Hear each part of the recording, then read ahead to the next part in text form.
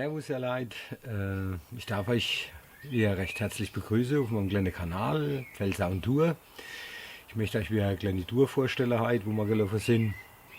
Und ich bin auch nicht mehr ganz so aufgeregt wie beim ersten Mal, weil vielleicht liegt es so daran, dass ich einen Schopenmeter getrunken habe.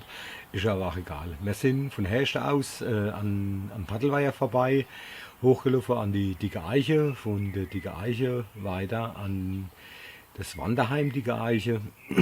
Dort sind wir kurz eingekehrt, haben dann einen Rundkurs gemacht, das hat ungefähr eine Stunde lang gedauert, sind dann zurück zum Wanderheim Dicke Eiche und dann haben wir quasi wieder den Abstieg gemacht ins Tal, an der Weichquelle vorbei, an der Stephanstürme vorbei und ja, haben dann im Paddelweiher noch schön was gegessen und ja, es war eine tolle Tour, eine kleine Tour, aber trotzdem schön.